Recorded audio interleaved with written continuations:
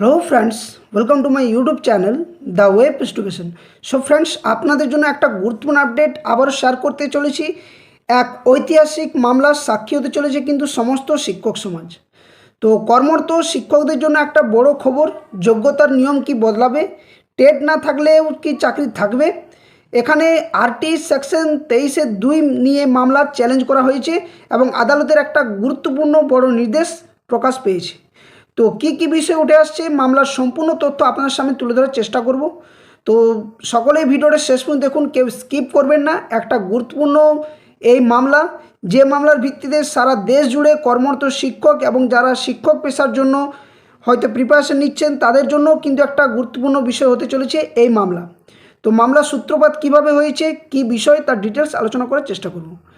তো দেখুন, বিষয়টা হচ্ছে, সম্প্রতি আপনারা দেখেছেন যে গত দুদিন আগে যেখানে সুপ্রিম কোর্টে যে এর আগে 2025 সালের সেপ্টেম্বর মাসে টেট যে বাধ্যতামূলক মামলা, সেই মামলার রায়দান দেওয়া হয়েছিল। তারপরে বলা হয়েছিল যে সমস্ত কর্মরত শিক্ষক শিক্ষিকা যারা রয়েছেন প্রাইমারি আপার প্রাইমারির ক্ষেত্রে তাদেরকে টেট পাস করতে হবে, অর্থাৎ যোগ্যতা অর্জনের জন্য টেট পাস বাধ্যতামূলক। তাছাড়া কিন্তু তাদের চাকরি থাকবে না এবং যার সময় মেয়াদ সেই মুহূর্তে দেওয়া হয়েছিল 5 বছর। গত দুদিন আগে যে সুপ্রিম কোর্টের আবার রিভিউ পিটিশন করা হয়েছিল এই মামলার ভিত্তিতে, সেখানে কিন্তু শুধুমাত্র বয়সের সীমা সেটাই কিন্তু বাড়িয়ে দেওয়া হয়েছিল, যে 2027-এর 31শে আগস্টের পর যে টেট পাস করতে হবে, অর্থাৎ 2025-এর 1 সেপ্টেম্বর থেকে 2027-এর 31শে আগস্ট, সেটা বাড়িয়ে 2028 সালের কোর্টে নতুন রিট পিটিশন দায়ের, যেখানে সুপ্রিম কোর্টের পর্যবেক্ষণ ছিল এই মামলার মূল সূত্রপাত বা প্রেরণা। এখানে এই মামলায় সরাসরি ভারতের অ্যাটর্নি জেনারেলকে নোটিশ পাঠানোর নির্দেশ দিয়েছে আদালত। চ্যালেঞ্জ করা হয়েছে কি না, শিক্ষার অধিকার আইন বা রাইট টু এডুকেশন অ্যাক্ট 2009-এর সেকশন 23(2)কে, যেখানে এলাহাবাদ হাইকোর্টের দায়েরের নতুন রিট পিটিশনে বলা হচ্ছে যে এই আইন নির্দিষ্ট একটি ধারাকে চ্যালেঞ্জ করে দায়ের হয়েছে নতুন রিট পিটিশন। তো এই মামলার সম্ভাব্য প্রভাব কি না, গোটা দেশের শিক্ষা জগতে এবং বিশেষ করে শিক্ষক নিয়োগ ও কর্মরত শিক্ষকদের যোগ্যতা মানের নির্ধারণের ক্ষেত্রে ব্যাপক প্রভাব ফেলতে পারে বলে শোনা যাচ্ছে। তো এই মামলার দিকে, পরবর্তী শুনানির দিকে সকলে তাকিয়ে রয়েছেন দেশের সমস্ত শিক্ষক সমাজ। তো কি বলা হচ্ছে না, আরটিএ অ্যাক্ট 2009-এর যে সেকশন 23-1 এবং সেকশন 23(2), এই দুই বিষয়টি কি বলা রয়েছে। তো দেখুন, আরটিএ আইনের 23 নম্বর ধারায় শিক্ষকদের যোগ্যতামান নিয়ে দুটি গুরুত্বপূর্ণ উপধারা রয়েছে। এই উপধারাগুলি ভালোভাবে না বুঝলে কিন্তু মামলার মূল ভিত্তি বোঝা কঠিন। তো প্রথম যে বিষয় সেটা হচ্ছে সেকশন 23(1), যেটা প্রসপেক্টিভ ইফেক্ট, আরেকটা হচ্ছে সেকশন 23(2), যেটাতে রয়েছে রেট্রোস্পেক্টিভ ইফেক্ট। তো 23(1) নম্বরে এখানে বলা হয়েছে যে এই ধারা অনুযায়ী যে কোনো ব্যক্তি, অর্থাৎ এনি পার্সন, যিনি ভবিষ্যতে শিক্ষক হিসেবে নিযুক্ত হতে চান, তাকে সরকার বা নির্দিষ্ট কর্তৃপক্ষের নির্ধারিত ন্যূনতম শিক্ষাগত যে যোগ্যতা সেটা কিন্তু অর্জন করতে হবে। এটি মূলত নতুন চাকরি প্রার্থীদের জন্য একটা প্রযোজ্য, অর্থাৎ এটা একটা গুরুত্বপূর্ণ বিষয় যারা শিক্ষকতা পেশার এক্সপিরিয়েন্স রয়েছেন তাদের জন্য। এবার আসছে সেকশন 23-এর, যেখানে রেট্রোস্পেক্টিভ ইফেক্ট বলা হয়েছে। তো এই ধারাটি আগে থেকে কর্মরত শিক্ষকদের, যারা অ্যাসিস্ট্যান্ট টিচার বা টিচার রয়েছেন তাদের জন্য প্রযোজ্য। এতে বলা হয়েছে যে যে সকল কর্মরত শিক্ষকদের আইনের গুরুত্ব ন্যূনতম শিক্ষাগত যোগ্যতা ছিল না, তাদের নির্দিষ্ট সময়ের, অর্থাৎ প্রাথমিকভাবে 5 বছর মধ্যে সেই যোগ্যতা অর্জন করতে হবে এবং এটি প্রধানত কর্মরত যারা শিক্ষক তাদের জন্য এটা প্রযোজ্য।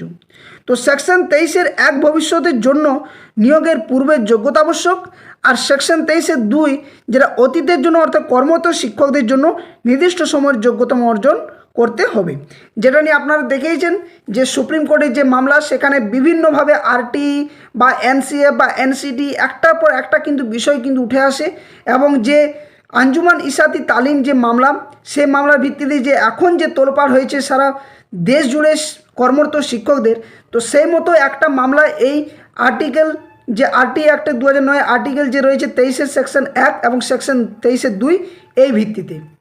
এখানে নেক্সট তারপরে কী বলা হচ্ছে না, সুপ্রিম কোর্টের পর্যবেক্ষণ এবং নতুন মামলার ভিত্তিটা কী।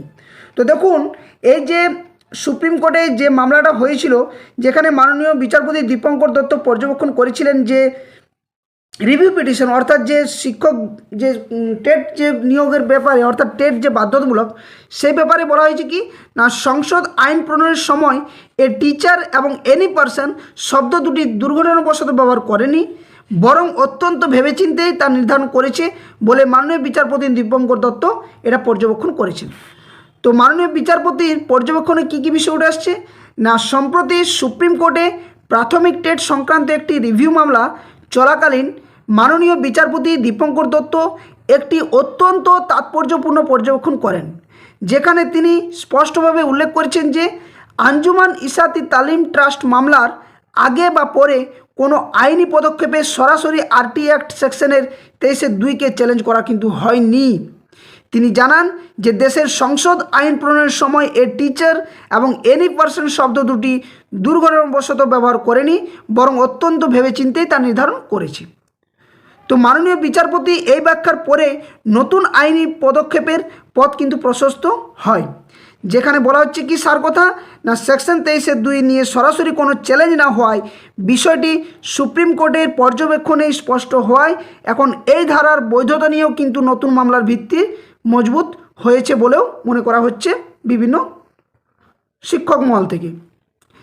তো মামলা কি বিষয় না এলাহাবাদ হাইকোর্টে রিট পিটিশন হয়েছে এবং মূল অভিযোগ কী। তো দেখুন সুপ্রিম কোর্টে প্রথমত অবজারভেশনের পরে এলাহাবাদ হাইকোর্টে কি হয় না এলাহাবাদ হাইকোর্টে এই মামলাটি রিট পিটিশন দায়ের হয়, যেখানে রোমা বার্মা বনাম ইউনিয়ন অফ ইন্ডিয়া মামলা মূল ভিত্তি। পিটিশনের পক্ষে মূল অভিযোগগুলি কি না পিটিশনের পক্ষ থেকে মূল অভিযোগ কি না সেকশন 23(2)-এর রেট্রোস্পেক্টিভ বা অতীতমুখী যে প্রয়োগ সেখান নিয়ে, যেখানে সেকশন 23(1)-এর পরিপন্থী অর্থাৎ কি না 23(3) অর্থাৎ সেকশন 23(3) যেখানে ভবিষ্যৎ নিয়োগের জন্য প্রযোজ্য, এখানে সেকশন 23(3) উল্লেখ আসছে এবং সেকশন 2 যেটা অতীতমুখী বা রেট্রোস্পেক্টিভ প্রয়োগ নিয়ে একটা বিষয় উঠে আসছে, যেখানে আলট্রা ভায়োলেন্স বিষয়টা আসছে। অতএব সেকশন 23(2) এবং সেকশন এটা 23(1) হবে 23(1) এই দুটি পরিপন্থী এবং অবৈধ এটা কিন্তু বলা হচ্ছে। তো এই ধারাটি যে মূল বিষয় সেটা হচ্ছে ভারতীয় সংবিধানের সরাসরি লঙ্ঘন করছে কত না আর্টিকেল 14 এবং আর্টিকেল 15, যেখানে আর্টিকেল 14-এ বলা হচ্ছে আইনের চোখে সমতা অর্থাৎ আইনের চোখে সকলেই সমান, যেখানে নতুন নিয়োগপ্রাপ্ত বা কর্মরত শিক্ষক সমস্তকে সমানভাবে দেখতে হবে এবং সরকারি চাকরিতে সমান সুযোগ, যেখানে জবসের ক্ষেত্রে কিন্তু সমান সুযোগ থাকছে। তো অভিযোগকারীদের মতে কর্মরত শিক্ষকদের উপর নতুন করে যোগ্যতার শর্ত চাপানো মৌলিক অধিকার খর্ব করার সামিল কিন্তু এটা করা হচ্ছে। অতএব সেকশন 23(2) অসাংবিধানিক, বৈষম্যমূলক এবং অবৈধ বাতিল ঘোষণা করার কিন্তু প্রার্থনা জানানো হয়েছে কোথায় না এলাহাবাদ হাইকোর্টে যে রোমা বার্মা বনাম ইউনিয়ন অফ ইন্ডিয়ার মামলাতে। এখানে আরেকটা বিষয় যে আদালতের নির্দেশ এবং পরবর্তী পদক্ষেপ তাহলে কী ঘটছে। তো দেখুন প্রথমত এই বিষয়টি নিয়ে জবাব তলব করা হচ্ছে, অর্থাৎ রেসপন্ডেন্ট অর্থাৎ ভারত সরকারকে ইউনিয়ন অফ ইন্ডিয়াকে 3 সপ্তাহের মধ্যে একটি কাউন্টার অ্যাফিডেভিট বা হলফনামা জমা দেওয়ার নির্দেশ দেওয়া হয়েছে। রিজার্ভার বিষয়ে কী বলা হয়েছে না পিটিশনারকে তার পর আরও 2 সপ্তাহ সময় দেওয়া হয়েছে পাল্টা জবাব বা অ্যাফিডেভিট জমা দেওয়ার জন্য, এবং অ্যাটর্নি জেনারেলকে নোটিশের ভিত্তিতে বলা হয়েছে যেহেতু একটি কেন্দ্রীয় আইনের বৈধতা নিয়ে প্রশ্ন উঠছে, তাই আদালত সরাসরি ভারতের অ্যাটর্নি জেনারেলকে এই বিষয়ে নোটিশ জারি করার নির্দেশ দিয়েছে। অর্থাৎ কি না গত 21শে মে এই মামলা যে এলাহাবাদ হাইকোর্টে রোমা বর্মা বনাম ইউনিয়ন অফ ইন্ডিয়া মামলার শুনানিতে এই সমস্ত কয়েকটি গুরুত্বপূর্ণ বিষয় উঠে আসে।